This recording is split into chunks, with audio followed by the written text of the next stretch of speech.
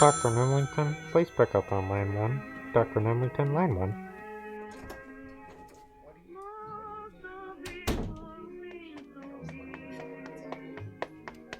Do whatever it takes to make them well again. Yeah, I'm gonna need somebody down at reception to pick up an unconscious Kentucky Tim and a man with no pants.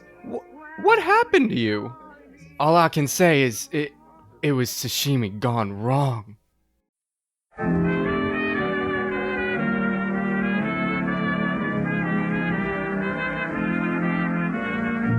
the night is calm and peaceful, loving hearts are all in tune. There's two lonesome people in the whole wide world. That's me and the man in the moon. When the little birds are nesting and I listen to them croon, there's two lonesome people in the whole wide world. That's me and the man in the moon. Hey, Beth. Hey there. How's it going? It's going great. It's just you and me right now. And before we begin, I just have to ask you, like, how weird is this right now? I didn't realize that we were actually going to be alone recording. So as soon as Mark was like, "All right, you guys are all set. I'm going to go make the pizza. Bye." I was like, "Oh." So I can imagine that would be a bit of a shocking revelation. Yeah. Yes. So we're all just, I think this is probably going to be the first one. So we're going to just go individually through what you're doing after your time in beautiful sunny Ville de Lumière. No, just regular sunny day Lumiere. Not so beautiful anymore. No, you didn't cut that off the map. So, Dandy, you definitely have some time to yourself because the boys are in the hospital. Yes. But I actually don't think I took 1 point of damage that whole round. I think that's what it says on my sheet. Sorry if I'm wrong. To anyone who actually listened to this in succession, it's been a little while since I've heard the scene where I fought someone. That's fair. But yeah, you have some free time away from the main people. And actually, what I imagine happens is Marcus drops off Jimmy, James, and Ernest at the hospital, and then Bye. And then takes you back to McGrath Manor. Flings open the door, and Louisa is immediately like, "Oh my God, you're alive, and you have Marcus!" Yeah. Hi. Sorry. I thought I lost him. Oh. No. Remember how we're doing? Remember the day job thing that we got? Yeah. He got suckled up into the radio too. You let Marcus get involved with that? Listen, we didn't mean to. I absolutely will never let this happen again. He just, Jimmy James asked him to go get another radio, and so by the time that Marcus made it back, we were already inside and literally trapped. Boy, do I have some stories for you. And I have no idea how this happened, but Marcus got pulled in too. Oh my God. And she runs up and gives you just a huge hug. Oh, I super hug her back. Yeah, Marcus comes in with the radio, is like, "Get a room." It's like, I just wink at him. And I was twitches his eye back at you. "Okay, bye, Marcus." And I pull away from Louise and I'm like, "Actually, I do have one surprise for you. And I reach into my bag and I pull out the Quack and Good tourist shirt that I grabbed for her. She grabs it and she looks at it and she seems like still kind of distressed from everything, but she laughs and she's like, this is so bad. So we got trapped on a coastal city and we had to go break into a big cruise liner to access. Yeah, no, it was bananas. I was actually wondering if I could tell you more about it over dinner. What, like tonight? Yeah. I mean, Jimmy James and, Earnest. I'm sorry. I'm just kind of like, woo, that was, literally just got back a minute ago. They're in the hospital. They're not. Oh my God. Yeah, they're okay, but they're not okay. But they're okay. They're just a little banged up. Yeah, we got betrayed. Anyway, like I said, dinner? Yeah, here? Yeah, no, I don't think you can go out. No, I probably No, super shouldn't. but like, I know how to cook. Oh, 6 o'clock? Yeah, I'm down for it. What's your favorite kind of food? I have always been a fan of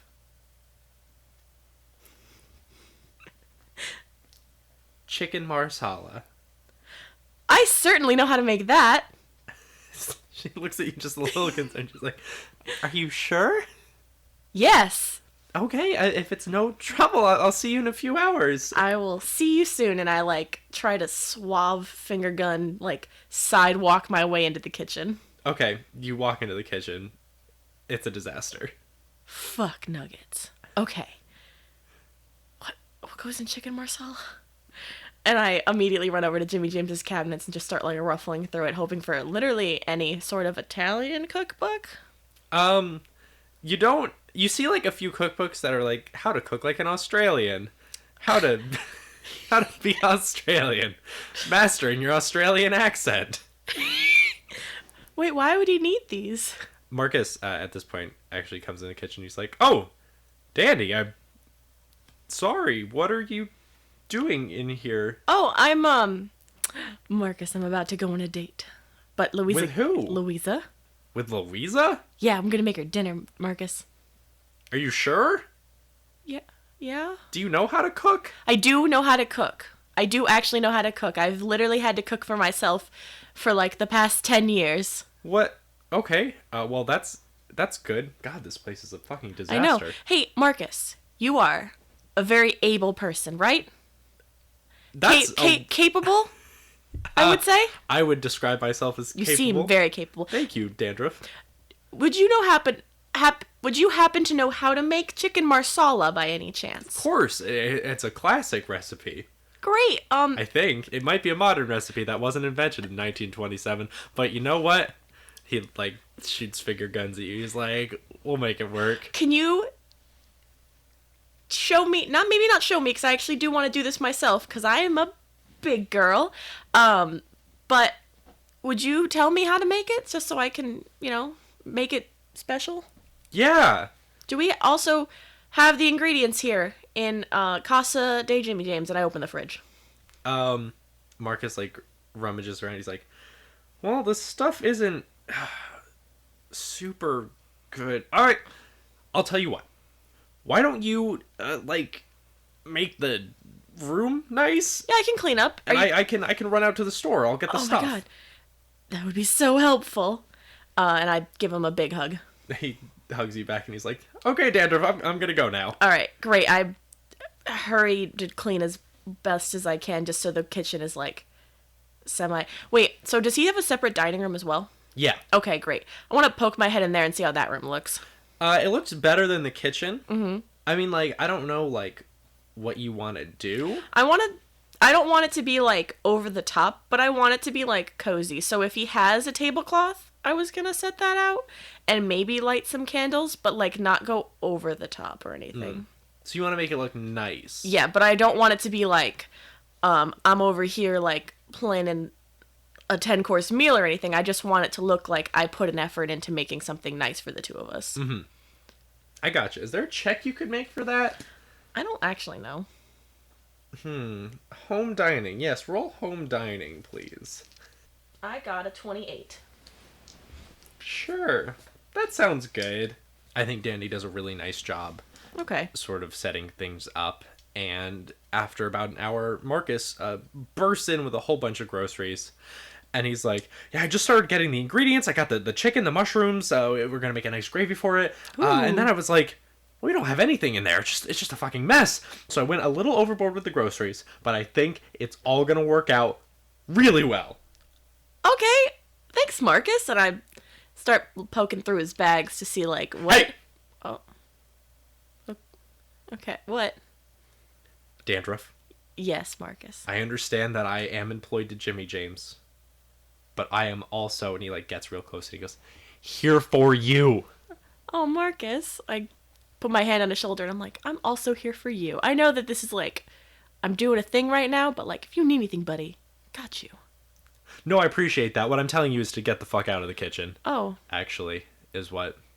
I'm not gonna cook? I mean, this... He, like, sort of, like, runs over to the fridge. He's like, this is like my home. Oh, okay. Listen, if you're gonna do that, I guess I'll go upstairs and try and make myself look more presentable. He's like, yes. Okay. That is a stellar idea. Okay. You do that, and I will work on the food. Okay. What time is it right now, by the way? He holds up his watch, and he says, 4:30. Great. I can definitely have the time to take a shower and change into... Something that's not bad I don't... and smells like fish and death and the ocean. She, like, looks at herself. She's like, I don't really have more than, like, 2 outfits. Marcus looks very frantic, and he's like, okay, yep. Marcus, you've trained for this. Okay, you cook the food. Okay. I'll go get you what's your size? 4, 6, 6. 6? 6. 6 what? I don't know. Oh my god. I sleep. I like emphasize. I'm like, I'm wearing a coat. It's a dress. It's a coat and a dress. Does a dress? Do I need other measurements? I don't know how this works, Dandy. What? Oh my god. What? I'm so stressed. I'm calling you Dandy. Oh no. Okay, listen. Should I go buy myself a dress? No. Okay. I need to do this for you. Okay. Should I mean, like, put on pause here. What the fuck did people in 1920 wear to look nice? Like a little black dress? Or like a long... Where's my phone? Flapper dresses? Ooh, that'd be really cute. Does Danny want to go flapper? She does have, like, medium short hair. So, like, I feel like she could work a flapper look. And if she's, you know, dating another woman in the 1920, I feel like she's definitely not part of that, like... Mainstream. Yeah, let's go for a flapper. Why not? Okay. Okay, yeah, so let's aim for a fun flapper look. Yeah, sure. Great. I just, like, how about this? I, like, pull back my, the back of my dress, and I just rip the tag out. Ah! And I give it to him. Oh. I'm, like, nodding. I'm like, yeah, just, hopefully that's got measurements. Sure. Hopefully this will be fine. I'll make it work. Don't worry. Wait, before you go, just really quickly, write down the steps how to make chicken marsala. He scribbles them down in a hurry. Okay. And gets the fuck out of there. Okay, I start making the chicken marsala. That's... Great. So as Dandy looks over the notes that Marcus has scribbled left her, none of this actually looks that difficult. It's literally just like, gently pound the chicken to get like a good size, salt, pepper, cook it in some oil and butter, dredge the chicken, brown it in a skillet, mushrooms, wine. Just, you know, don't overcook the chicken. Should I roll for cooking? I don't think there's not a skill. cooking thing. Can I just say that because... Why don't you roll intelligence? Okay. To see how well you can follow these instructions. And because, you know, Dandy is independent, you can take a bonus dice for that. So I got a 42, so it doesn't really matter, because a 42 is no better than a 52 in terms of, like, hard or extreme, so I just got a success. Okay, yeah. So you take your time and you very nicely craft this dish that you've never had just from Marcus's instructions. And as the chicken is frying, Marcus bursts back in with a beautiful looking blue dress. Ooh. He's like, I got this for you. Thank you. I'm gonna put this away. The chicken is frying. The potatoes are almost done. Yeah, he runs over to like where the oven is, and he's like sniffing. He's like, "Oh, you did really good." Thanks. I've never made like a dinner date before. I've usually just cooked for myself, and I don't have the highest of standards. So I hope it comes out good. That's kind of sad. I'm also really hoping for you, Dandruff. thanks. I'm gonna go change into this and take a shower. Yeah, get the hell out of my kitchen. She like And scurries out. He like winks at you. Yeah, she like waves. She's ecstatic. Okay, so you get changed. Marcus, I take a shower. Yeah. First of all. Okay, yeah, you shower, which washes like all of the ocean Fish. gunk off of you, and all that good stuff. And you change into the beautiful blue dress. Does it fit? It does. Oh, thank God. Marcus, maybe just using his incredible butler powers, successfully picked out something that fits very nicely. Maybe not perfect, but well enough that you will definitely be able to have a pleasant evening. Oh, yes. Did he get like a flapper hat thing? Is that a thing? There's no hat to go with it. Great. I don't wear hats. Super. Do I wear hats? Well, if you are, I guess we're just gonna retcon that. No, Danny's not wearing a hat. Great. I don't wear hats.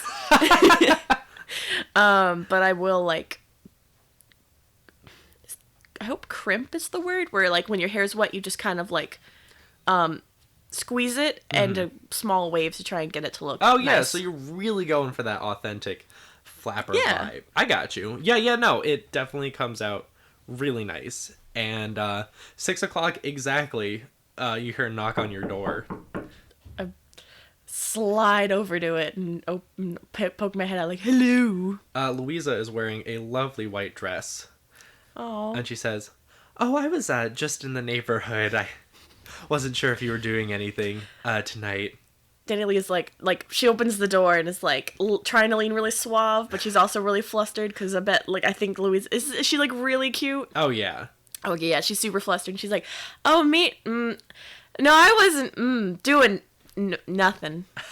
She giggles and she's like, "Yeah, I heard about this new restaurant opening up downstairs that I think might have some good food." Italian day chicken. You have a way with words. She blushes like she's already blushing, but she's like beet red now. She's like, "Ha ha." She grabs your arm. She's like, "Come on, let's go. We got to make sure we get good seats." Okay, and then I think she pulls her act together and she kind of leads her down the stairs into the dining room, which I hope Marcus has put the food out soon. The food is not out yet. Okay. But Louisa sort of takes a few steps around the room. She's like, yes, they definitely have some really good decor here. I appreciate the lack of dead animals. The aesthetic is very not Jimmy James. I'm shocked. I heard he owned the place. I also heard that, but I think there was some trouble with health regulations. You know. Oh, I understand. Can't have the dead animals on the walls, just on the plates. Yes. So let me go check on the chef and make sure that he has prepared our dinner to our liking. You know, I'm in the up and up here. Of course, I'll just take a seat and wait. She definitely pulls out the chair for Louise. She's like, "Here, take a seat, please." She's like, "Ooh." Okay, what's my fucking name? Danny like skips into the kitchen and she's like, "Jimmy, Marcus, hey, what's up?" Oh my God, is there like a water cup nearby? She's gonna like just fucking knock it back. There was probably like a measuring cup of water. Yeah, she just knocks it back. Whoa! Sorry, oh my gosh, I'm just so flustered. I haven't been on a date since I was 15, 14. It's been a long time. How old are you now? I'm 23. Oh. I know. You get back out there and you kill him, Scamp. Not literally. Figuratively kill him. Yeah, are good with the food? Yeah, it's almost done. Okay. Just don't worry about a thing. Pats Marcus on the shoulder. She's like, pats Marcus on the shoulder and says, "Thank you for doing this with me." Listen, we all went through some crazy shit. But I got to stay in a nice, comfy place for most of it. Not comfy, and Janet was kind of cold and unfeeling, much like I imagine her corpse is now. I'm sorry, this isn't pleasant. What I'm trying to say is, you deserve a nice night. I appreciate that, Marcus. And I'm gonna try and forget about Janet. I certainly hope we all do. Might look into some therapy for that. You know what? I have a great recommendation for that. And she like scoodles right out of the kitchen. Wait, what was it? And you're back in the kitchen, and Louisa's like, "So, how's the food coming along?" Oh, it's I think we're the VIP list, so Oh. I think we're definitely getting it next. And I made sure to leave a generous tip to make sure that we've got like the best of the best. Oh, of course. Why don't you take a seat? I'm so eager to know more about you. I heard you travel a lot for work. Yeah, I actually just she slides into her chair. Can I roll for suave? Can I tell if any of this has been suave? Appearance, yeah.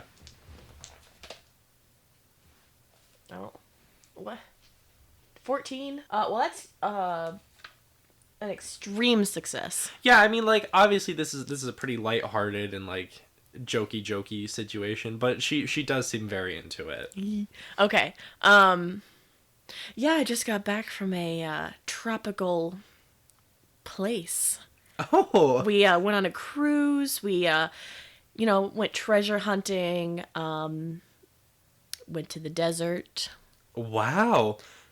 Very exotic stuff. Very exotic. And this was all at the community center? Yes. A lot of fish. Very stinky. Well, seaside resorts can be like that. Yes. Seaside resorts, indeed. So I'm sorry, but was everything okay there? It maybe got a little extremely real at the end. I don't know if this is something we should maybe discuss now, but we can come back to that another time. But we did lose someone over there. On accident, on purpose. It's hard to say. It was pretty bad. But you know what? The 5 of us that really mattered to one another made it out. So like, that's okay. 5 of you? We met like the 3 of us, Marcus, and then we met a woman named Lissa. Oh. Very nice woman. Unfortunately also lost someone there. The host, Isaacs, made it out, but he did try to kill us at the end there. It wasn't great. It wasn't great at the end, but we did get to try and, run around, solve some mysteries. But, if I had to rate it out of a system of 10, I would probably give it a 2. In terms of enjoyment? Yeah. She giggles just a little bit. At this moment, the kitchen door bursts open and Marcus comes out with 2 hot steaming plates and he's like, "Hey guys! I got food!" Oh, Chef Marcus! Hello! Hey, Dandy. Hello, Chef Marcus! Hey, Dandy. Here's the chicken marsala you wanted. Thank you, Marcus. Thank you so much for your help tonight. Yeah, of course. And he places the plates down and he's like, "Okay, bye." And he walks out. Okay, bye, Marcus. That is the strangest man. He is such a sweet kid. But I have a feeling he's starting to take after Earnest a little bit. Oh, no. Yeah. Literally sweetest pie. Not the greatest at social cues. Oh. Well, I guess it could be worse. Could be Jimmy James. It really could be Jimmy James. She holds up her glass of wine that I guess she has. Yes, white wine. White wine. And she says, "To Jimmy James." To Jimmy James. And she clinks it and she's like, "Thank you for letting me sleep in your house." Same here. Oh, but maybe not for much longer if what Ernest had pans out. What did Earnest have? A buttload of treasure. What? Like an actual, literal. I don't know if it was his pants or his cape, but when we boarded that ship I was telling you about that cruise liner, there was just an entire vault full of treasure, and we all loaded up on it. We were all going to be rich. And Isaacs and that other person that we're going to not talk about right now did try to rob us and kind of maybe tried to, point a gun at me and stuff and threaten Marcus and Lissa and everybody. And it was not a great time. But they did get most of it. Except for somehow Earnest managed to outwit them. Of all people, Earnest literally they were like, empty your pockets, and he goes, okay, and he only emptied either his pants or his coat, and they didn't fucking notice. And so by the time he got out of there, he was just literally dripping with wealth, and it's absolutely incredible. That is amazing, but you'd be leaving? No, just like not freeloading off of Jimmy James. Oh. Okay, yeah. I mean, like, not going anywhere. I don't even know if that's going to be real. It could be chocolate candy. Yeah, no. But like, if I went somewhere, I mean, I wouldn't just leave you here. No, I understand. I'm sorry. I don't keep meaning to. I really want to have a nice time. Yeah, no, are you okay? I don't know. I mean, I literally don't blame you. This is, I don't even think not ideal can begin to describe. I can't imagine what you're going through right now. I have no idea how to fix this, because I really can't help but feel like this is kind of all our fault. Well, for better or for worse, I would still be in that cult. I could be a lizard by now. Hell, if what you guys were saying is true, the world could be gone by now. I mean, yeah, but that's great and all, but that doesn't diminish the fact that you're actually just stuck here. Like, it's just, I don't know what to do with that. She puts a hand on yours and she says, "You know, we can figure it out, and we can talk about all the shitty stuff going on later, but for now, let's just enjoy this fucking chicken and have a really good night." Dandy smiles again and like squeezes her hand, and she's like, "Yeah, you know what? That's a great idea." Okay, and you guys talk and then drink wine well into the night until Marcus yells at you and says he has to go to bed. Shut up, Chef Marcus. And there was one more thing that you wanted to do. Yeah, so I think after the date, the next day, when everything's like, no one's freaking out and like, oh my god, is people missing, dead, whatever, I think Dandy specifically goes to visit Ernest. Like, I'm sure she sees Jimmy James and Ernest to make sure they're both okay. Mm-hmm. But she goes to Ernest and reminds him of the note that they got from Grayson about delivering the unfortunate news to his brother Samson, but she needs that necklace first. Ernest is probably asleep in the hospital bed. Yeah, she goes there with this huge plan, and he's just passed the fuck out. So she just kind of like rummages his pants or whatever, or on the chair. Well, and she's like, definitely doesn't have pants because his pants were ripped and torn. Okay, great. She sorts through his cape, which is where I think all of his shit was. Yeah, like gold coins and shit are spilling out everywhere. I think a nurse like sort of looks at you as she walks by. Hi, I'm family. Yeah, no, Dandy grabs the necklace, but makes sure that she doesn't leave any of the gold coins in the floor, because she doesn't want anyone to come and like rob poor Ernest. That's fair, yeah. And then tucks the coat back into whatever hiding place it was probably in, because a coat full of money is a little bit, I feel like, not very inconspicuous, whatever. But yeah, she just grabs that necklace, and she's going to go try and find Grayson Wheeler's brother Samson at 17 Pine Lane in Sensiba.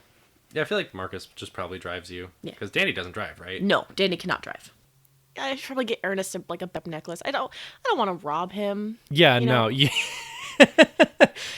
I have a feeling he's not going to wake up and be like, "Ooh, Dandy went through all of my possessions." I don't think I should do that. I think it's also fair to assume that Ernest has no recollection of his obligation to return it. You know what? Fair point. So I'm just gonna go get him like a replica one, but not the same exact one. Do you think Ernest is bothered to like really study this necklace? Oh, for sure not. Great. So I'll just get him like a shark tooth necklace at like the dock or something. The dock? Okay, you roll up to the dock, a colorful establishment that in the middle of the city that promises seaside wares for people who probably have no use for them. I casually walk in and glance around, looking very specifically for shark tooth necklaces. Okay, you find one. It doesn't really bear much of a resemblance to the one that... Perfect. Okay. So you go up to tip the guy, get His the name necklace. is What? Jungleberry Crunch, please. His name is the name on his name tag says Jungleberry Crunch. You get the feeling that like maybe his kid or something slapped that there because he looks like 65 and just miserable. Hello, Mr. Crunch. Get out of my store. Oh my god! I would like to buy this necklace. Okay, go. How much? $4. $4. $4? $4. Max, this is the 20s. This man's name is Jungleberry Crunch. He's not playing by the rules. I will give you $2. Okay, bye. Okay, she like shuffles out of the store after slaps down $2 and she climbs back into the car with Marcus and she's like, Marcus, go. Marcus, this place is weird.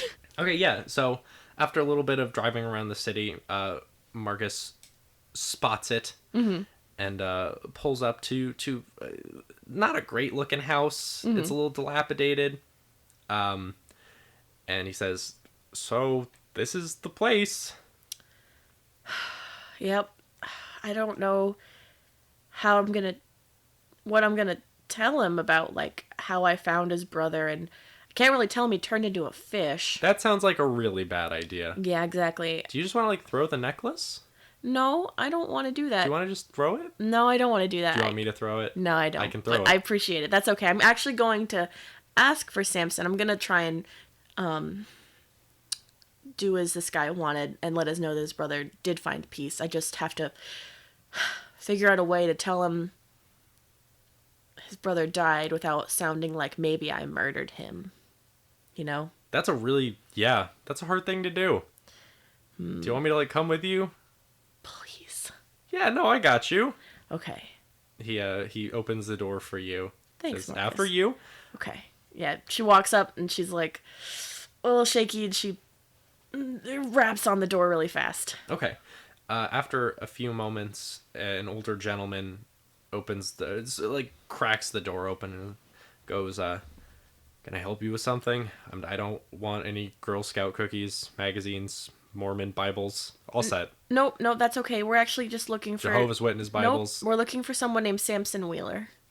Speaking. Hi, I'm sorry. My name's Dandy. Okay. I'm here about your brother Grayson. His face pales and he opens the door. There's more. Have you heard from him?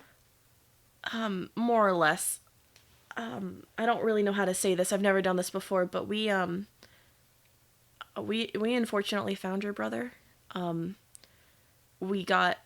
All of us got mixed up in a bit of extremely unfortunate business and kind of got more or less locked into some sort of horrifying game. And by the time we found Grayson, it was too late for him. But he did leave a note. And she holds up the necklace and she goes, he wanted someone to tell his brother that he found peace. He sort of a little agape. He grabs the necklace and he says, "We got matching ones when we were younger.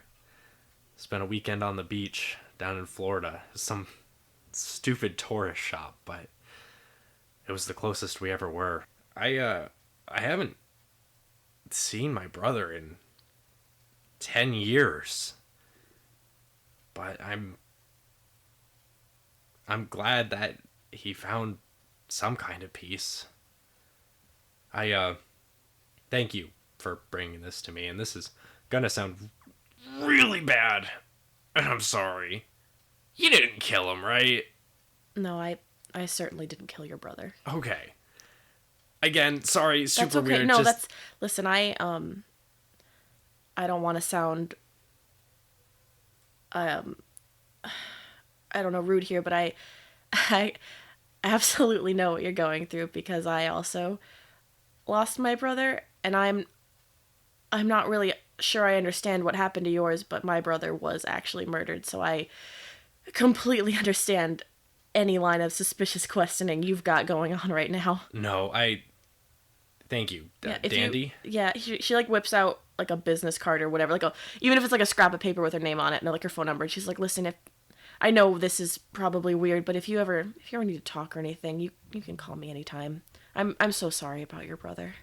Well, for what it's worth, thank you. Yeah, and she starts backing up. She's like, all right, have a nice day. I'm sorry. Just kind of backs up with Marcus. He nods and closes the door. Marcus goes, well, that could have gone worse. Yeah, I'm glad we did it though. That I'm glad someone was able to tell him like that.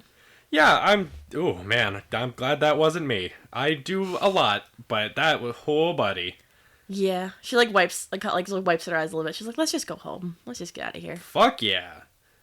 Sorry, that was totally okay. incorrect. Let's just. I No, you're fine, Marcus. I appreciate the lightheartedness. Dinner's always on me, but dinner's on me. Thanks, Marcus. And he drives you away. Oh. That was sad.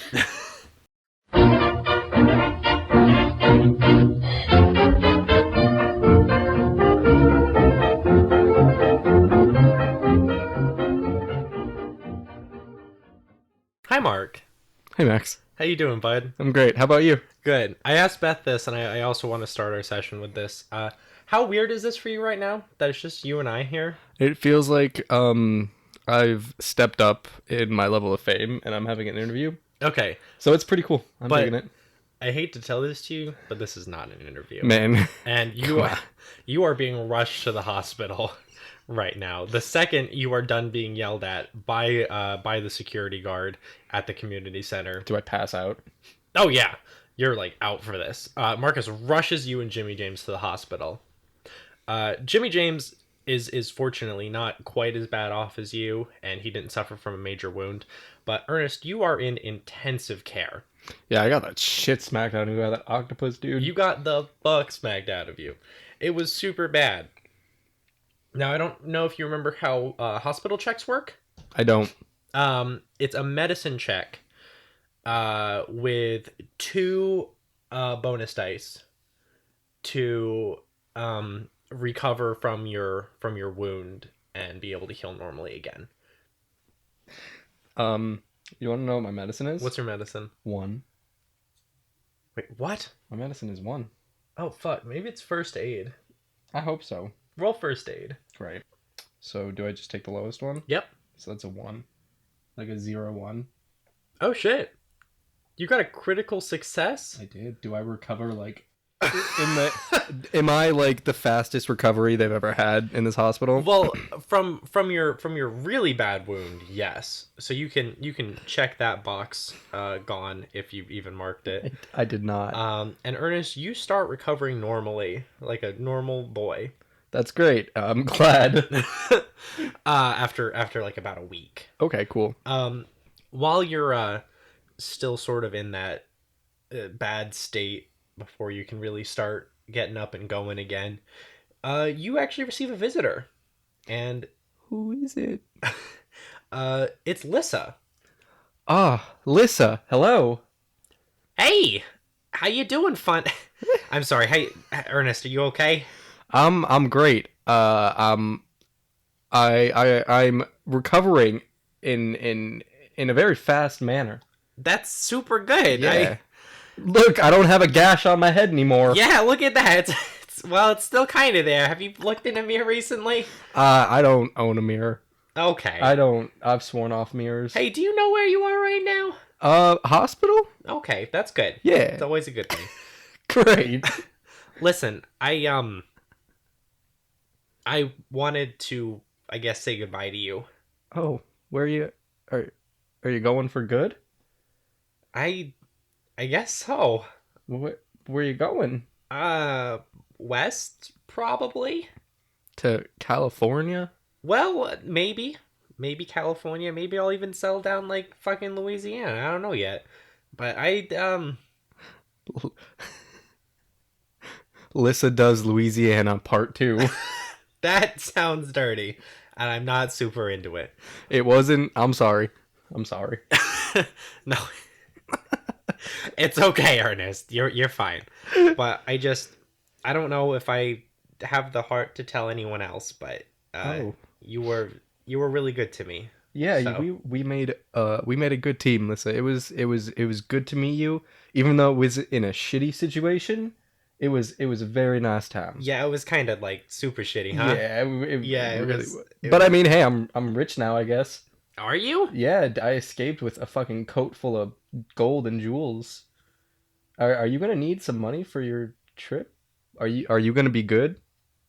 Are you offering? Yeah, I could. I like reach into the coat pocket or the my cape that I had stored all my jewels in. Yes. And I hand her like a red and a blue jewel, like a little red and a blue. Okay. I want you to make a check for me, Ernest. Jewel. Great. Let's see that check. It's arts and crafts. Okay. Because you're talking about stuffing all of your shitty. I remember you didn't even pass your real check to turn the coat into something to begin with, which is why it sort of ended up as a cape. Yeah, but like, yeah. So what I want to see is how well all of these pockets you crafted held up with a bunch of heavy fucking jewels and gold coins in them. Great. It was close, but it was no success. Okay, yeah. So I think, unfortunately, a decent amount of your fortune did sort of slip out either on the ship while you were getting transported or even on the way to the hospital. Great. Not to say that you look like a broke man whatsoever, but some of your fortune has seemingly leaked out to the masses. That's all right. I'm still gonna give Lissa those 2 jewels. Yeah, she humbly accepts them. Great. It's like, thank you, Earnest. Yeah, of course. You helped us out, and you stuck with us, unlike that fucking bitch Janet. What a fucking bitch. Right? Ugh, What a God. stupid bitch. Right, Lissa, right. All right, I guess I'm gonna get going. Okay, I hug her. I hug Lissa. Okay. She gives you a small peck on the cheek. Oh. and walks out of the room. Oh, I'm gonna miss Lissa. She was a good lady. I'm gonna miss her. I'm tearing up a little bit. I feel like you're talking to someone who's not in the room with you. Well, It's like you see Marcus in the chair. yeah, and no, he's not there. It's like an Obi-Wan Kenobi thing. And I think because he's the only one who can reliably drive, he comes to pick you up after a week in the hospital. My little baby nephew, how you doing? Just fine, Uncle Fundy. How are you? I'm great. I had a good time in the hospital. I recovered pretty fast. Yeah, I was surprised when they called me and said that you were able to recover at a normal rate outside of the hospital. That cafeteria food was pretty good. Oh, bud. Well, listen. Right. Unless there's anything else that you'd like to do first, which I strongly fucking recommend against. I think it'd be very foolish to do anything else except go home and have a nice home cooked meal with your favorite me. Right. Okay. Let's go home, Marcus. I'm ready. Okay. And I'm gonna, to ensure that no more of my fortune falls out of my little coat, I'm gonna like bundle it up and like, make sure that it's all safe. Okay. So you're like an old lady's like. Yeah, I got it like held up to my chest and like, What are you doing? Marcus, I'm rich now. Are you? I open my jacket or my cape and I show him whatever amount of jewels I have. Oh my god, that's a pretty good amount of jewels. It's not a great amount of jewels, but I'd say that's a fairly decent amount of supplies. Right? I could start a laugh. Are you sure? Yes. Is that... I mean, you got that from, like, hell, basically. Yeah, but, I mean, it's gotta be worth something. What, how do you know? We're gonna get it appraised, Marcus. We're gonna go home, we're gonna have a home-cooked meal, we're gonna go to bed. And then... Not together, because that's weird, you're my baby nephew. Oh, yeah. And tomorrow morning, bright and early, we're gonna go to the appraisal shop right next to my photo studio. It's a Sherman's appraisal shop. Oh yeah, I've seen that place a few times. Sherman is a good friend of mine. Is he? Yeah, we grew up together. I thought you weren't from around here. No, listen, Sherman has some problems. He came with me. What? Okay, I'm getting you home right now. All right. And you can tell me all about Sherman on the car ride home. Right. Let's go home. Hey, you have a wonderful night with Marcus. What do we have for dinner? What is Ernest like? Ernest, he definitely likes a lot of pasta. I feel Okay. like Ernest likes a lot of pasta. Okay. Marcus prepares you like one of every imaginable noodle. Just one noodle. Just one noodle of everything. He's like, I'm not sure what you wanted, but we had a lot of very tiny amounts of pasta. So I sort of just put it all together, and it's Italian. Bone apple teat. Well, you're so foreign. I'm cultured. All right, let's dig in, Marcus. Is anybody else? It's just me and Marcus. Yeah, you don't really know where anyone else is. Are we in Jimmy James' house? Yeah. Great. So me and Marcus have a lovely dinner. Okay. I mean, it is a big house. Yeah, that's true. I mean, I wish I had more of that fortune so I could buy a house like Jimmy James. Yeah, you don't quite have a Jimmy James level fortune. That's all right. But it's the next morning, and Marcus drives you over to Sherman's Yep, appraisals. Sherman's appraisals. Sherman's appraisals, and inside is a timid-looking young man, who perks up as you guys open the door and goes, "Hi, Ernest." So I forgot to mention earlier, Sherman's appraisal shop is also a bike shop. What? It's Sherman's appraisals and bikes. What brings you by? What brings you by my store today, Ernest? Bikes or appraisals? Or appraising bikes? That's a joke. I don't appraise bikes. I wish I had a bike. I do have a bike to appraise. What? My motorcycle. Oh shit. Yeah. Wait, does he sell motorcycles? I was thinking like bicycles. I was thinking like bicycles too, Okay. but like, you know.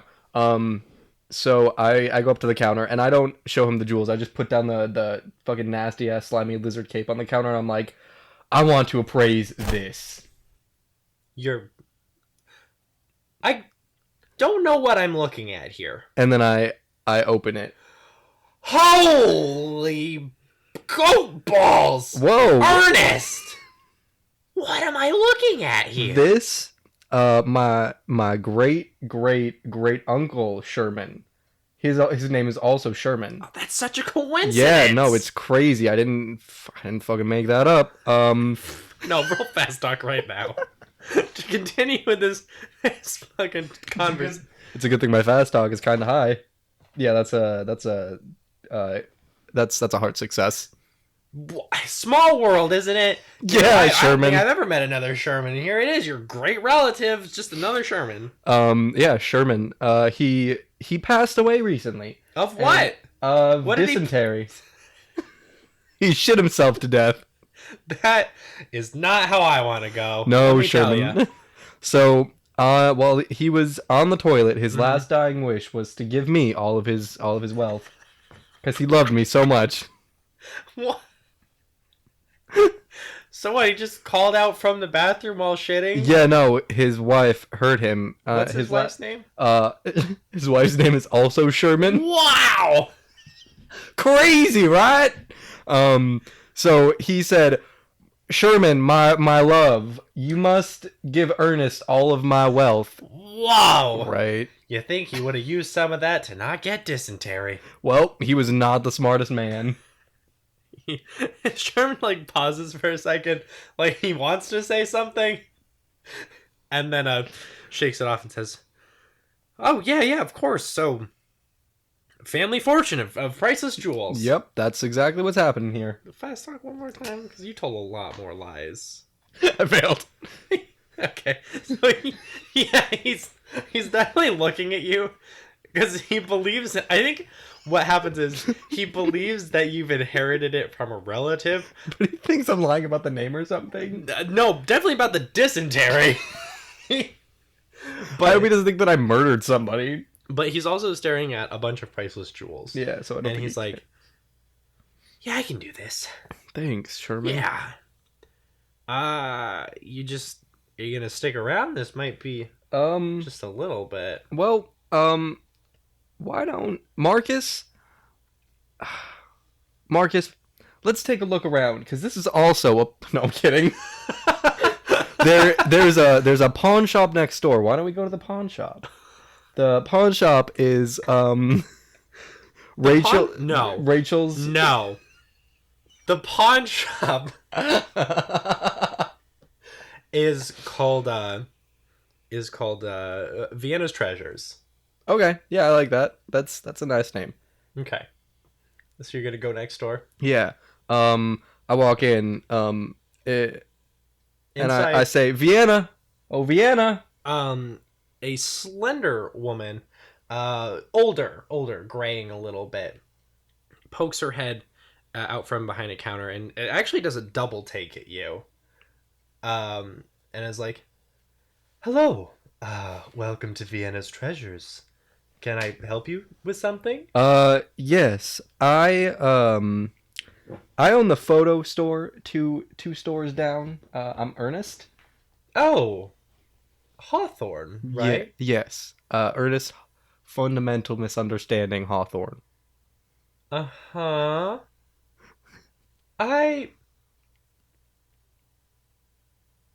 You were. Yes.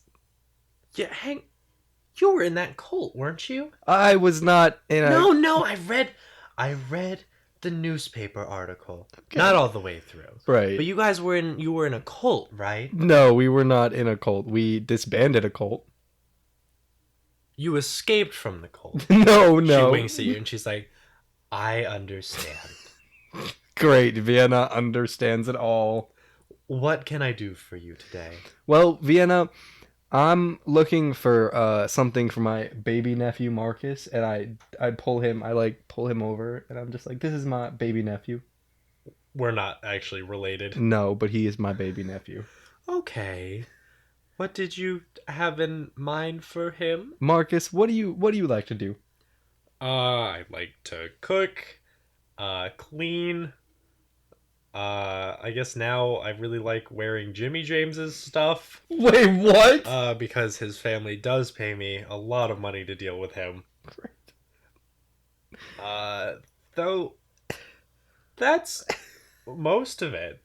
Marcus, you don't like instruments or like? I don't know. I've never had a chance to do anything like that. Well, what do you want to...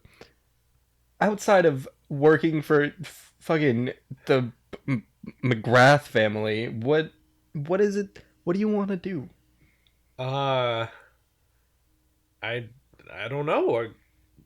Playing an instrument sounds kind of cool. Yeah, what kind of instrument? Well, you can't just ask him what kind of instrument. I don't have every instrument under the sun. Well, I will take a look then. Can you show us to your instruments, please, Vienna? Yes, of course. Why does she not like me? Can you roll intelligence? Okay. That's not my strong suit. If you had said education, I would have been fine. That was a success. Okay. Yeah, it doesn't... You get the impression that it's not that she doesn't like you. It's almost like she didn't really expect you here. Okay.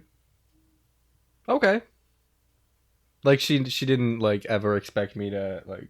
Yeah, just something about it. Like you can't with just like a regular success, you're not entirely sure what's going on. But okay. She just seems like shocked to see you. I don't like the sound of that. I don't like the sound of that at all. I'm gonna take a look at the instruments really quick. Okay, yeah, she has a flute, a nice violin, and a kind of beat up set of drums. Marcus, do any of these look appealing to you? Oh, the flute doesn't look too bad. The flute's nice. You wanna try the flute? Yeah, if that's okay. I don't have a lot of money of my own. I have a small fortune. Not technically yet, but I will. And I will... How much do I have on me right now? Let's see. I have $60 on me, Marcus. So as long as this flute costs less than $60, I will buy it for you. What a coincidence. It's $59. Well, fuck. Vienna definitely overheard that. All right. $59 for this flute, please.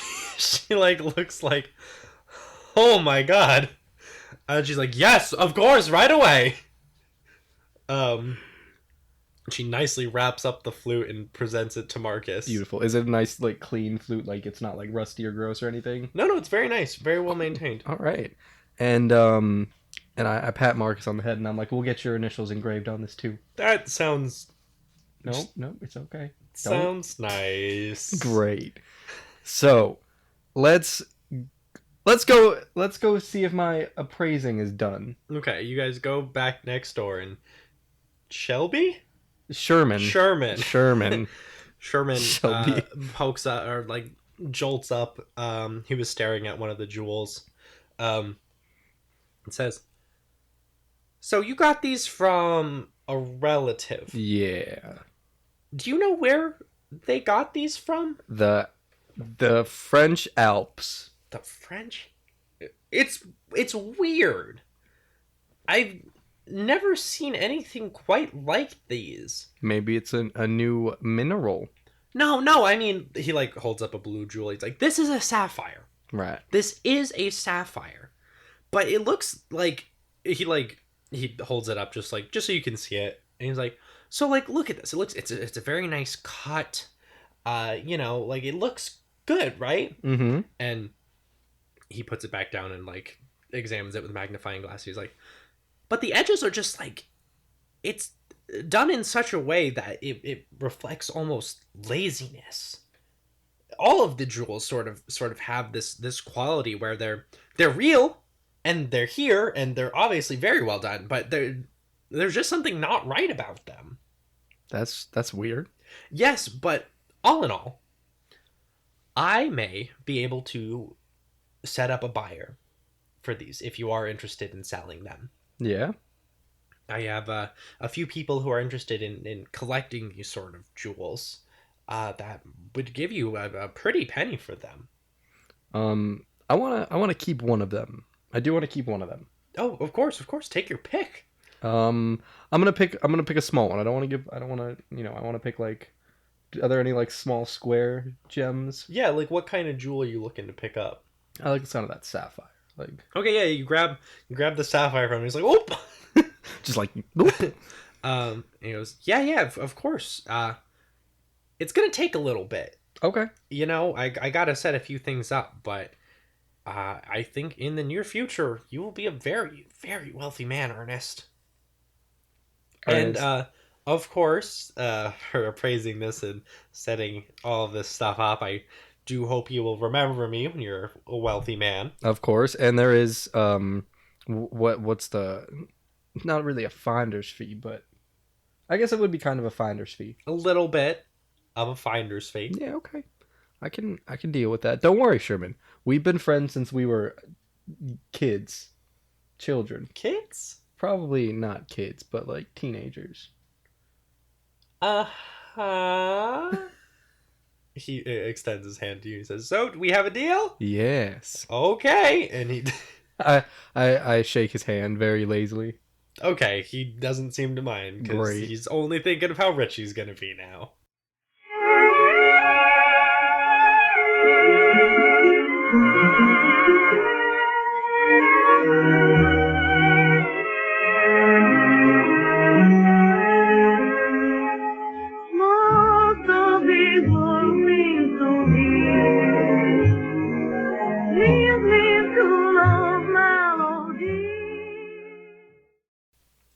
Hi everyone, I'm Max. And I'm Mark. And we're here for your regularly scheduled ad break. What's up? Thanks for listening.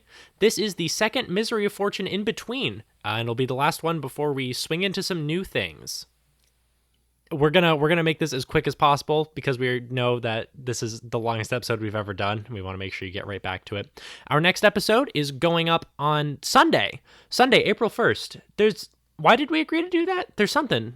Well, there's going to be a bit of a change That's right. So you can look forward to that on April 1st, next Sunday. So less time to wait, which is good. One less day.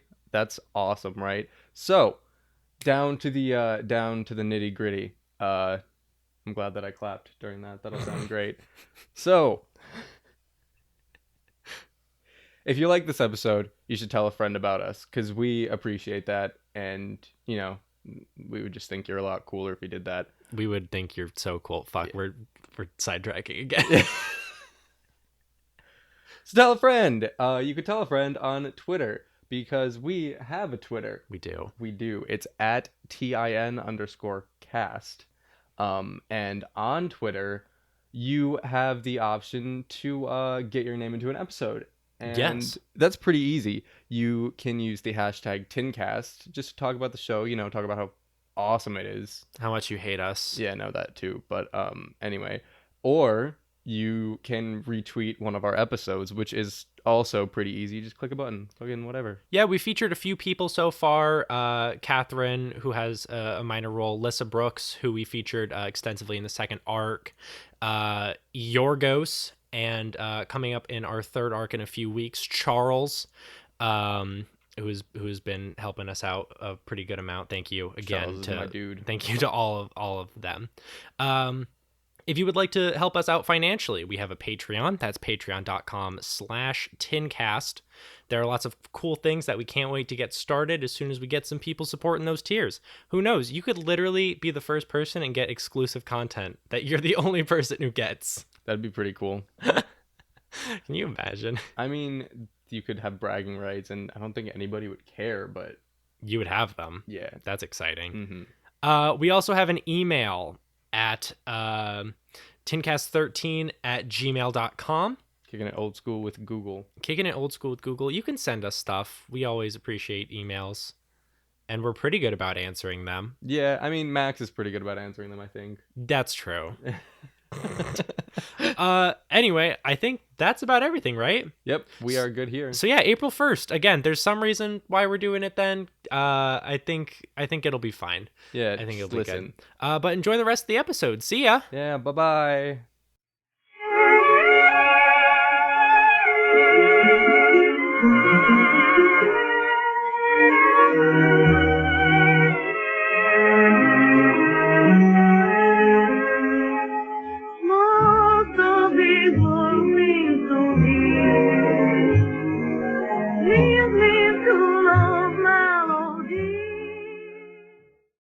So Brett, how are you doing today? I'm honestly a little disappointed in myself. Okay, I mean this is part of the recording. Is it? Yes. 'Cause I sat there and played Civilization all day, well up until like 4:00. And yesterday, I played from like 4 to 1 in the morning. So pretty good. So you're doing pretty good, is what you're telling me.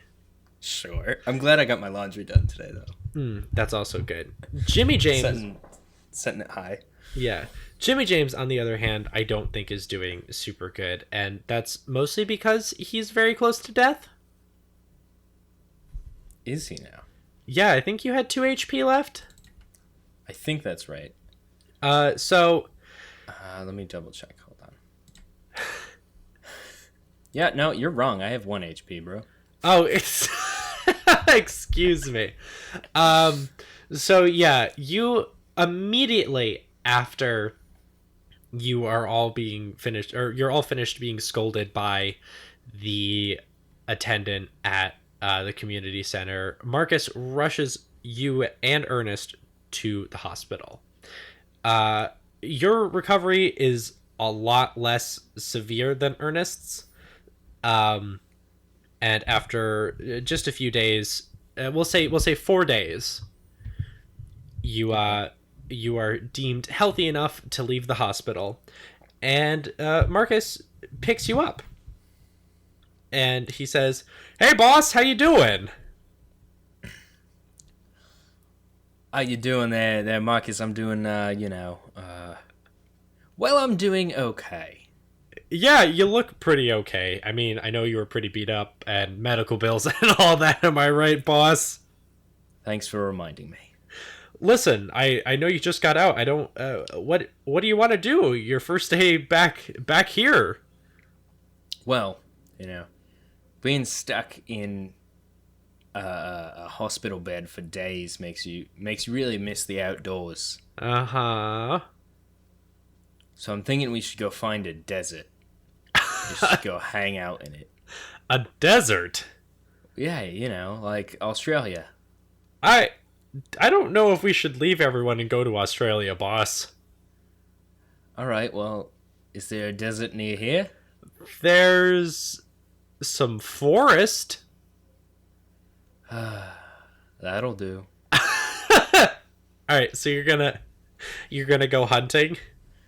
Yeah, we'll go hunting and camping and kind of just do things the Jimmy James way.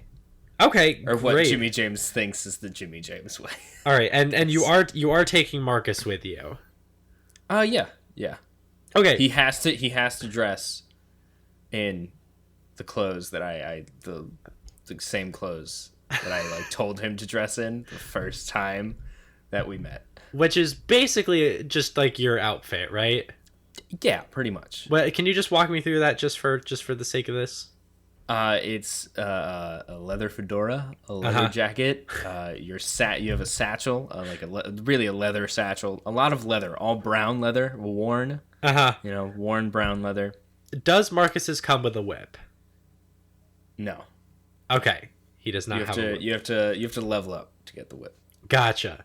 Well, Marcus gathers all of the supplies. He brings a tent. Is he also taking a gun?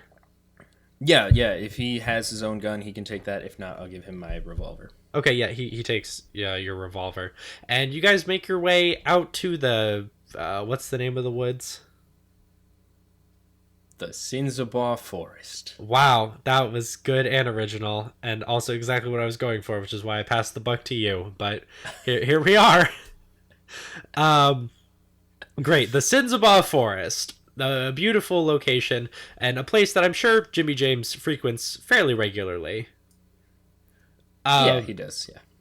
So you guys trek out. Marcus asks, so is there like a camping spot or somewhere where we're gonna set this up? I'm sorry, boss. I've never really done this before. Well, first, sorry, I'm still a little woozy from all the drugs they give you in hospitals. Yeah, are you sure you want to do this right now? Well, it's a little late now. We're here, right? So, let's find a place that's a good place to set up a tent. Preferably somewhere with a good amount of light, but not too much. You want to be able to sleep. Right. And somewhere where we believe we can easily find food. Okay. Can you roll survival for me? Oh, that's a failure. Okay. You pick a spot that is slightly slanted and has a lot of direct sunlight.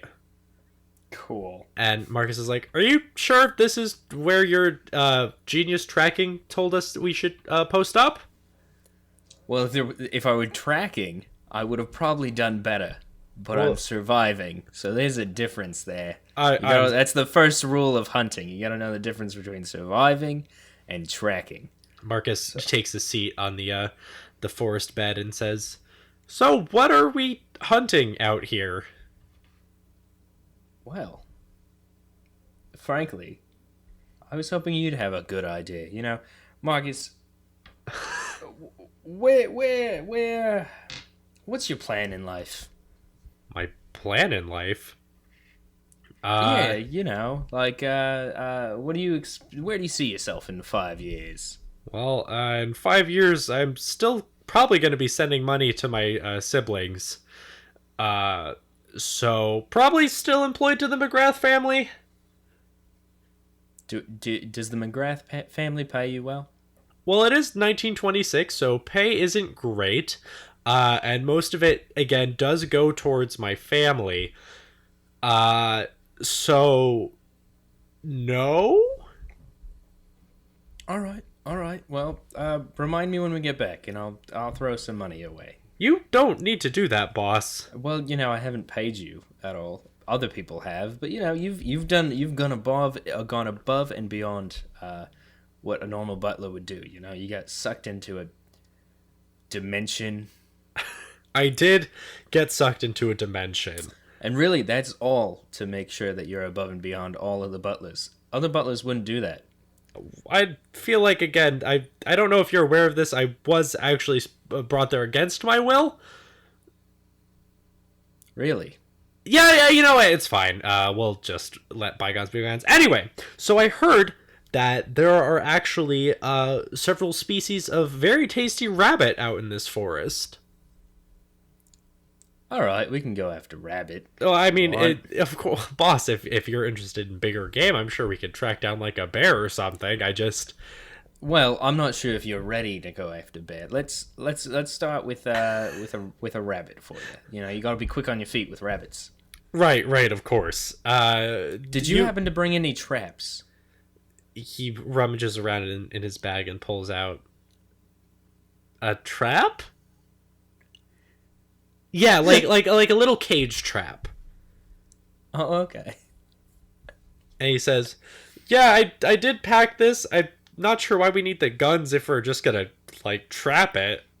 Well, if we run into a bear, that's what the guns are for. You know what? That actually does make sense. So It's kind of unfair to use a gun against a rabbit. That's just rude. I know they'll run away so quick. All right, boss, show me what you got. Set this trap up. Can I roll for survival to figure out what rabbits eat? Yeah. That's a failure. Jimmy James, you rack your brain, try as you might, you have no idea what a rabbit eats. Maybe meat? Maybe vegetables? Who knows? Jimmy James looks for some berries on a nearby bush and grabs those. Okay. That's rabbit food, huh? Yeah, sure, and he puts it in the cage, and he takes a bunch of like sticks and leaves and throws it on top of the trap. Okay. To try and like hide it. Okay. Would that be to like roll tracking? No, I would say that's honestly roll stealth, I'd say. Right? Because you're stealthing it up. Or just maybe disguise. I don't want it to be disguised though. I'd prefer. No, I mean both of those sort of apply to yourself, but if you want to roll stealth, you can roll stealth. That is what's called critical success. No, wait. Maybe? What is it? It's a 7. I have a 60. It's under the like so it's like 60, 30, whatever. Extreme success. Extreme. Okay. All right. Yeah, you hide it very well. And I think after a few hours, you do snap up a rabbit. Cool. And Marcus has, in the meanwhile, been working diligently to make the camp a little more at home. The tent has been set up, again, at a slant, because you are on a hill. And he has set up a small fire pit to roast the rabbit. God, this is brutal to ask, but who does the deed? I'm feeling like Jimmy James is gonna. Yeah, I feel like Marcus wouldn't really want to do that. I'll try and. Oh God, I'm gonna teach Marcus how to do it while I'm doing this. Oh my god! All right, Marcus. Oh, you ready? No, I don't. No, let's just eat the berries, boss. The berries are probably poisonous. Oh my god, that's not. I'm so pissed. I just rolled survival to skin the rabbit, and I have a 17 in survival. I got an 18. That super sucks. Wait, you didn't try and kill it first? Nope. Okay. Well, yeah, no wonder you do such a fucking bad job. Can I try and kill it real quick then? Yeah. Yeah, this fucking sucks. I turned to Marcus and do you happen to have a knife? Kind of got one of those. A tear rolls down his cheek and he says, "Yeah, I do." I think like before he hands it to you, he like runs over to his bag and pulls out 2 granola bars and says, "Can we just keep it instead?" Well, Marcus, if you didn't want to eat a rabbit, why did you suggest rabbit? I've already named it Bunbo. All right, fine, but you have to take care of it and everything. If it shits on the floor, you're cleaning it up. I won't. I mean, I clean the floors anyway, so that will not be a problem. Cool. And if it dies, you bury it. Oh, that is fair. Hey, do you want blueberry grain or banana grain? I'll go with blueberry, I guess. Okay, he tosses you the blueberry bar. And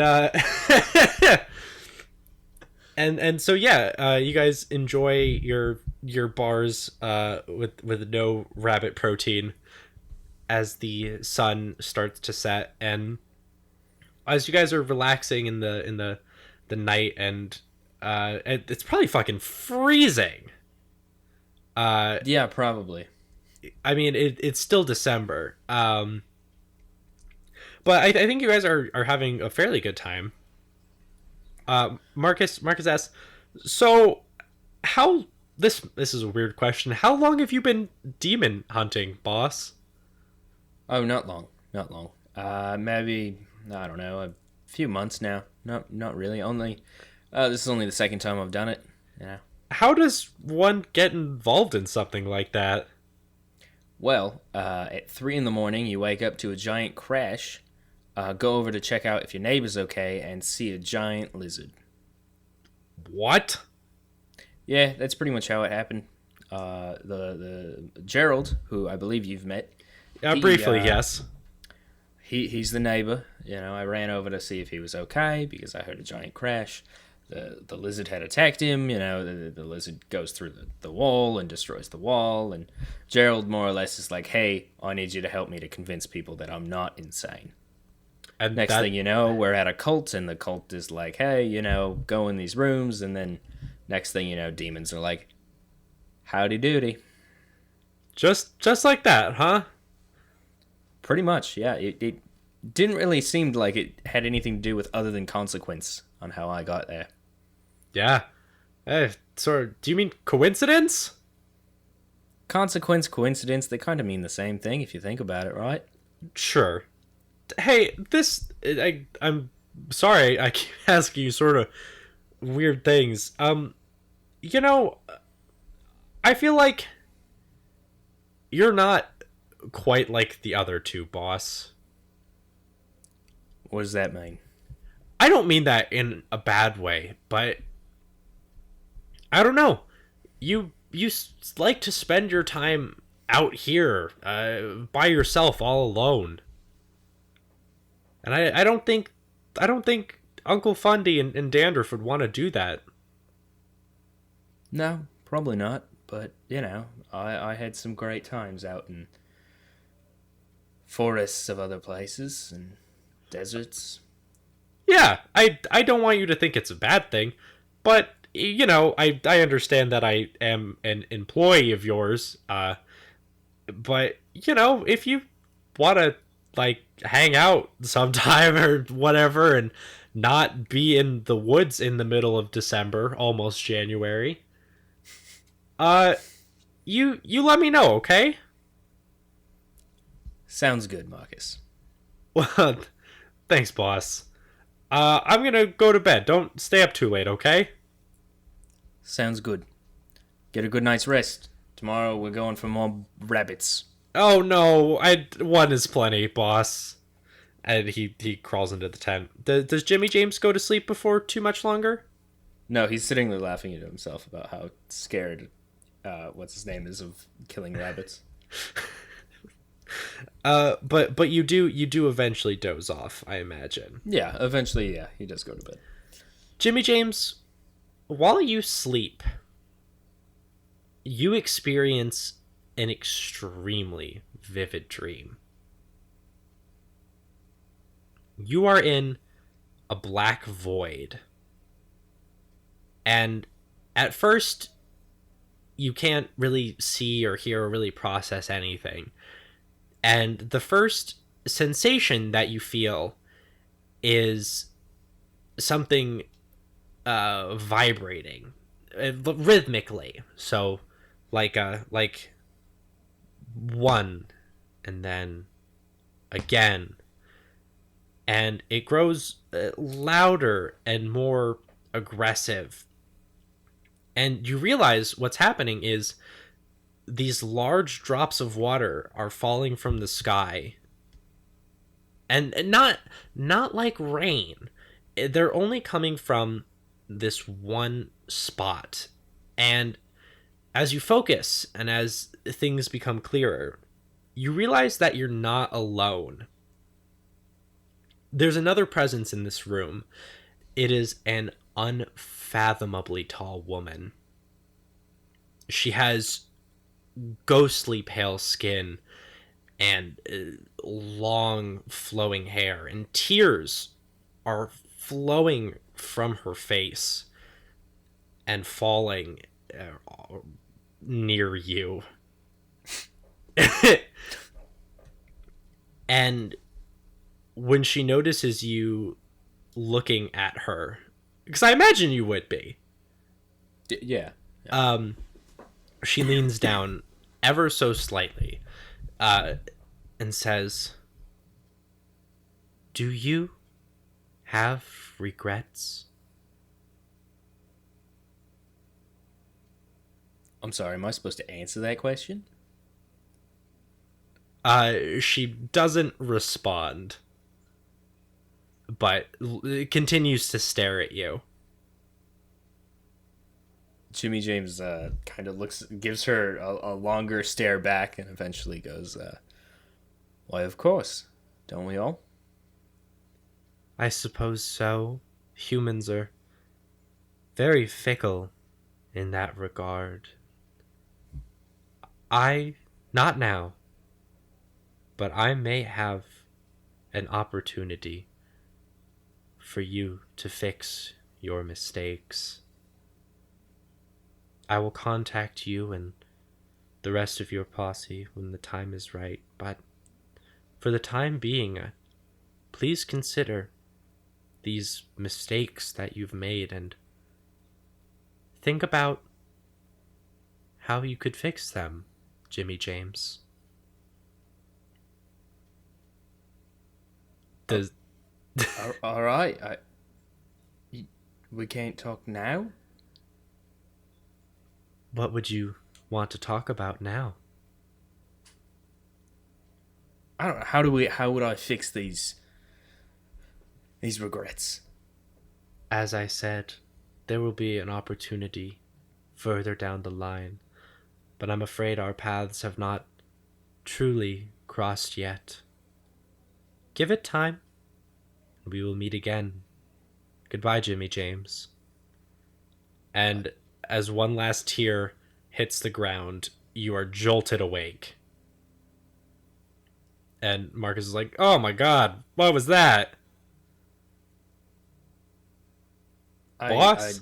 I turn to him and I just, Jimmy James turns to him and is kind of just like rubbing his eyes and like trying to process everything, and says, what do you mean? What happened? You were tossing and turning and, I don't know, saying some weird shit. Are you good? Yeah, I'm fine. Just must have been a bad dream. Right? Yeah, I mean, like, listen, I get it. Killing rabbits can be scary, but, you know, you're good. We're good. Good night, boss. Good night, Marcus. And the two of you return to sleep. Jimmy James, your dreams are not troubled again by any strange figures.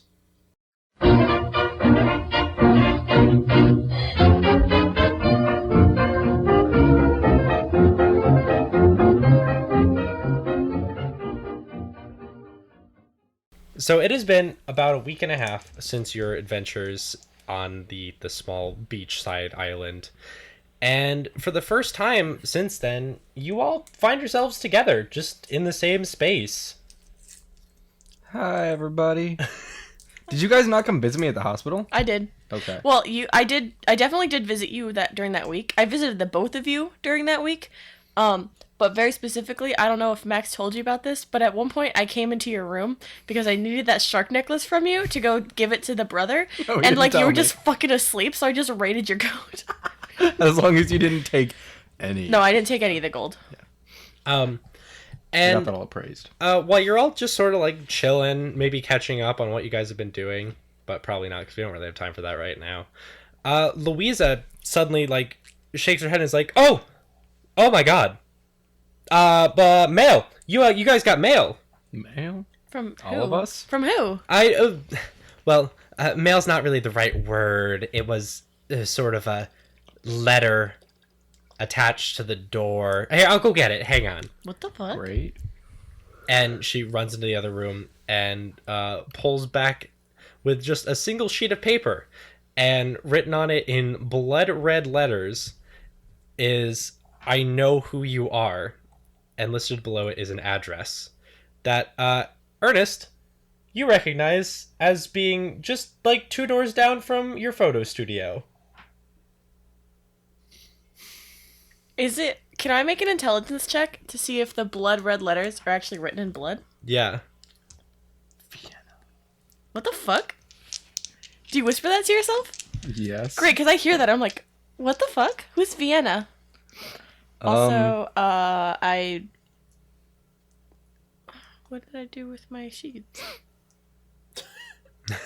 Fudge. Meanwhile, So I think I passed. let's But it's like a 42. You've never heard of Vienna before. No, but I meant like to... Oh, no, it doesn't look like blood. Nice. so Vienna is the owner of the pawn shop 2 doors down from my photo studio that happens to be right next to Sherman's appraisal and bike shop. Did you go there to get the money appraised? I got the coins and I got everything appraised, and then Marcus and I went next door and I bought him a flute. Oh, that's nice. Yeah, from upstairs you hear several bad flute notes I just blasting. I yell up. I'm like, it sounds great. Thanks, Uncle Fundy. Great. So should we go to the address? Is that what we're doing right now? Yeah, I mean, if you guys want. Marcus drives you all down back to the block with the photo studio on it that I think we've said the name of before, but I don't remember what it was. As you pull up, Sherman from Sherman's Appraisals and Bike Shop comes bursting out Sherman. and says, "Ernest, I've been looking for you. Yes, I'm here now. You haven't been in your photo studio in days." No, there wasn't a gas leak. I can't lie to you. I just haven't been there for a little while. Okay. What's up, buddy? Well, I managed to sell off some of your collection. Yeah.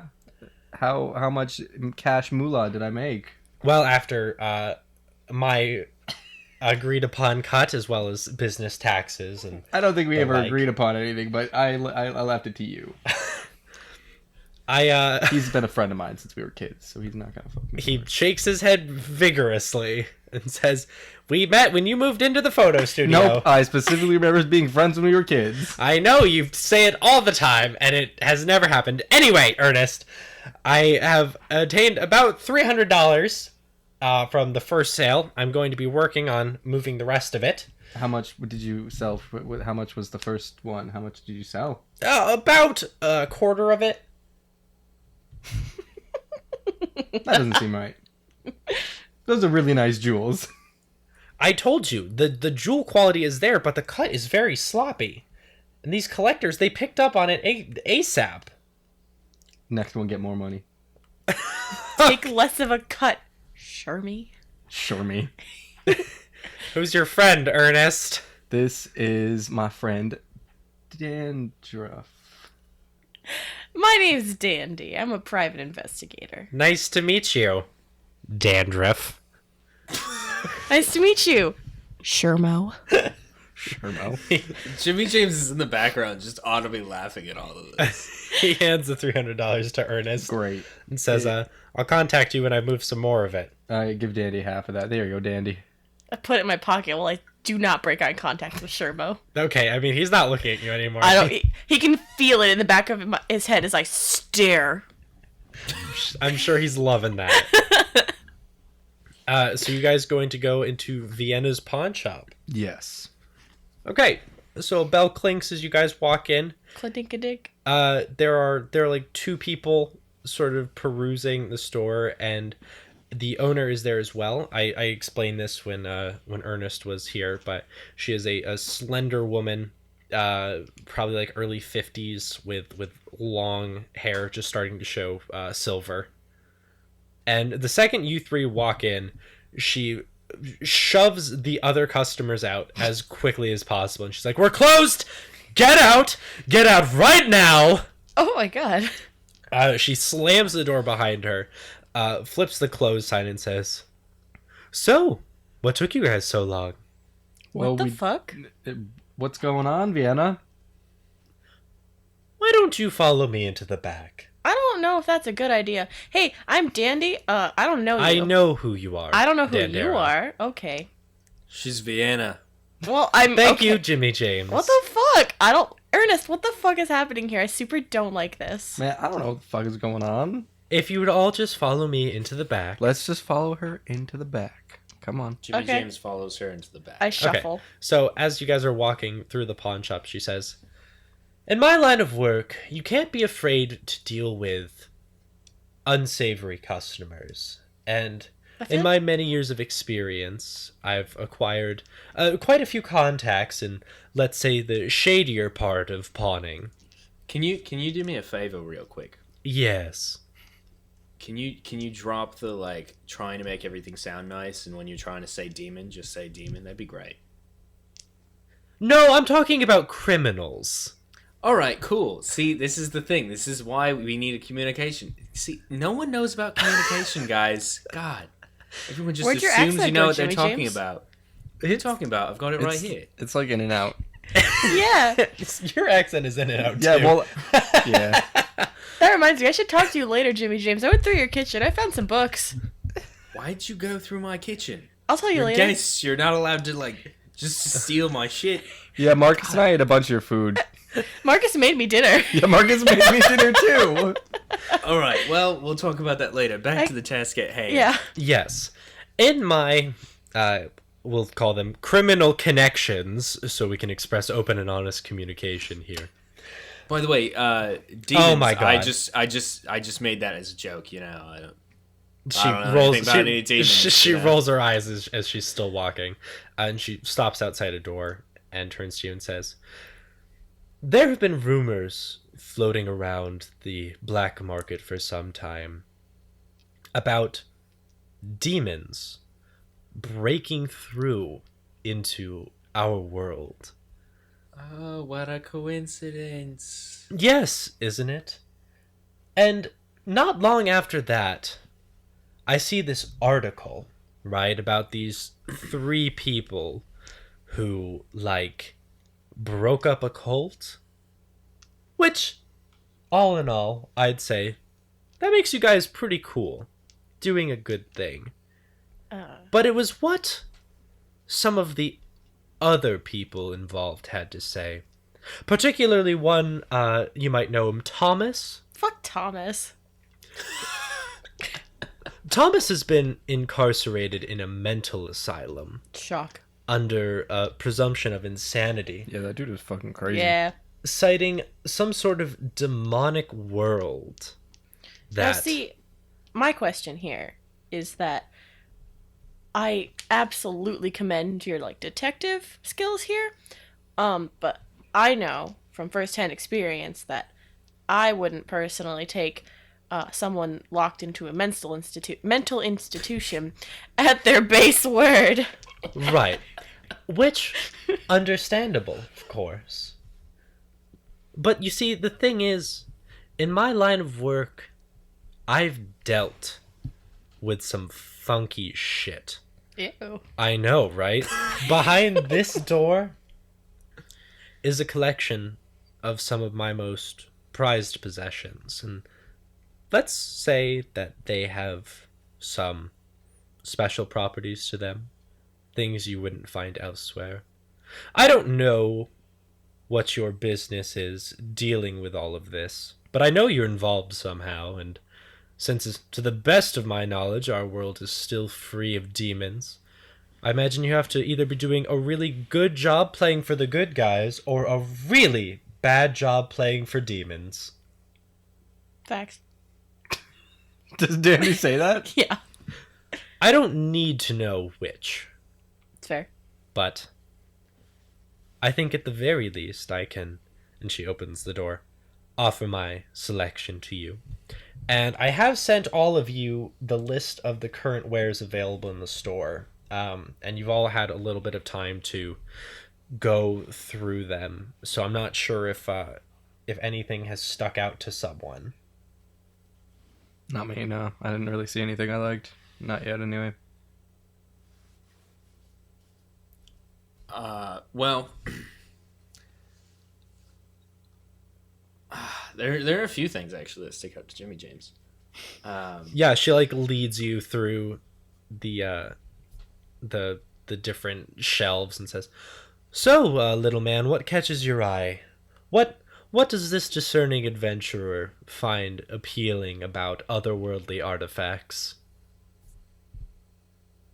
I'm gonna go with that disconnected phone. Ah, the phone. It's a wonderful thing, isn't it? Now, I should warn you, it does have some mental repercussions. Is there anyone you want to call? She picks up the receiver. Anyone at all. I'll take the first one for you, just to give you a taste of... Do they have to be alive? They do need to be alive.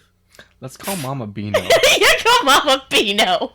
No, wait, someone we don't know. Wait, we don't know the name of? You need to know the name of them. Yeah, we need to know the name. We just don't know the number. Mama Bino. Mama Bino.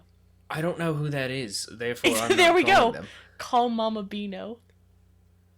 Okay, hold on a second. And she like says into the receiver, "Call Mama Beano." And this phone, not connected to any power source, starts to ring. We should have called Jerry. And after a few moments, you hear blasting from the receiver, "Hello? Mama Bino! Who the hell is this?" It's Dandy!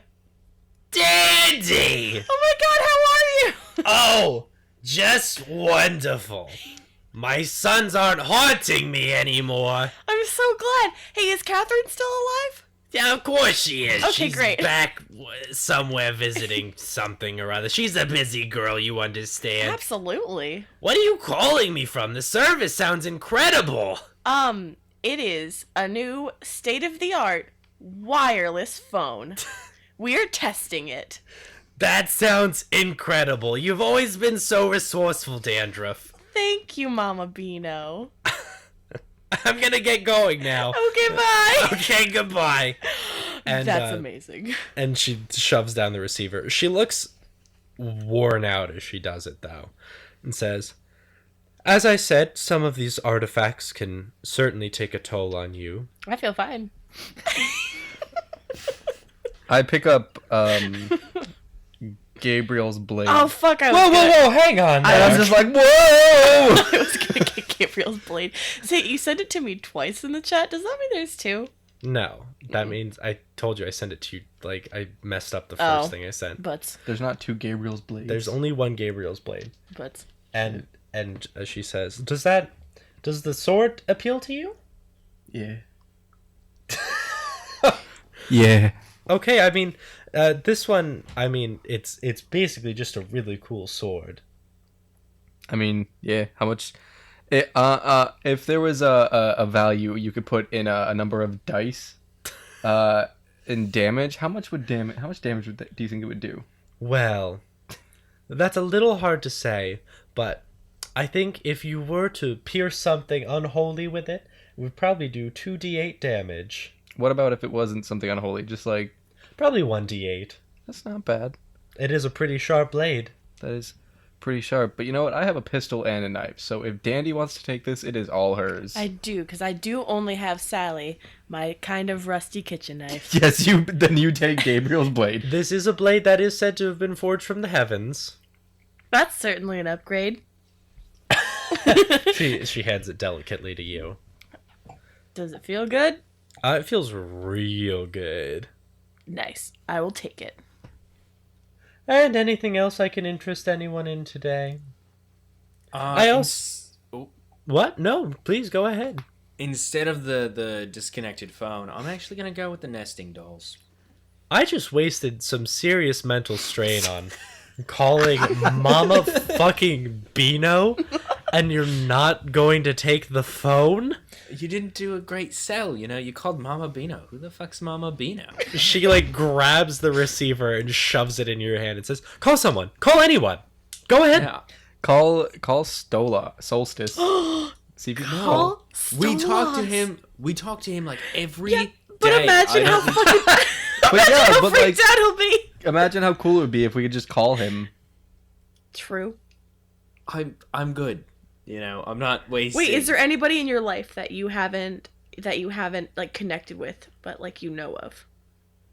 Like someone you've lost, but you're certain are still alive. No. No one I've lost is still alive. Oh, well that's not what I'm okay, Jimmy James. There's really no one you're interested in calling. No, I'm good. I'm gonna go with those nesting dolls. Wait, I pick it up. And Just say the name into the receiver. Cynthia Lane. I'm gonna try and call my mom and see if she's alive. Jesus! You're putting a lot of fucking pressure on me right now. Well, Yeah, now it's time to decide if she's alive or not. Does she still have to roll 2d4? Thanks, bud. for I just need to take some sanity? damage for Oh, that. yeah, you are going to roll 2d4 for sanity. Oh, no, I'm aware. 2d4, Beth. 2d4. Oh, shit, that's a 6. Yeah, please don't roll the 6. Beth goes fucking insane. Alright, here we go. 3, 2. Same. The exact same number I just rolled on my 2d6. Well, that's good. Okay, so now I have 65 sanity. And you have actually, I believe, hit the temporary insane button by taking 5 or more at once. Oh, come on. This is why I ain't getting that phone. So, Dandy, as you sort of lose control of your emotions, And your bowels. you hear from the receiver, the person you are trying to reach is no longer with us. Well, my parents are dead. Well, my mom is dead at the very least. I don't know if my dad is. Do you want to try again to see if you're dead? No. Well, Dandy, you can no longer act for yourself for a little while. Well, it's okay. I'll take a nap. Dandy in a glazed, with a glazed look in her eye, wanders around the store. Says, "How did I get here? Oh, no. That's not what I sound like. How did I get here? There you go. Ernest, you... Oh my god, Ernest, you look so good today. If you Thanks, fuck up my Danny. relationship with Louisa, Max, I will kill you. Ernest, how did your hair get so soft? Who the fuck is this old bitch? She's Vienna. She's supplying us with magic. Oh, yes. Yes. No, I'll take the phone. Yeah, no. This phone is really good. Do you have 2 phones? And Vienna says, No, only the one phone. Is your friend okay? Yeah, she's fine. She's fine. She'll get out. You know, sometimes, you know, you have those weird fits when you talk to demon phones. It's fine. No worries. So about those nesting dolls. Sorry, Beth is giving me the stink eye right now. So about those nesting dolls, can I get a set of those? Yes, of course you may. Now, again, I should specify she pulls the first 2 dolls open and the inner 2 are missing. She says, "I don't know what happened to these, which is why I'm selling them at a discount. But they are super fucking weird and they're really unsettling, and I would love to get them out of the store." Well, perfect. I'll buy them. Cool. And if you find a complete set, I would love to take them off your hands again. No, because that's why I'm buying them, so I can get the complete set. But I'll let you know when I get them. That is wonderful. So, anything else today? yes, I pick up the glass of true sight. Ah, now that is a beautiful artifact indeed. I shake it. Oh my god, hang on. Money first, shake later. Right. What is it? What does it do? I don't know exactly. The person I bought this from said that it can see into other places. Other planes? Might have been planes. Great. I may have been really high for that. Okay, Vienna. Did you talk to too many demon phones? Right. I did talk to a few demon phones. Why did Vienna have to roll for sanity? Oh, she did. Mm-hmm. She took mental strain. I don't know what you want from me.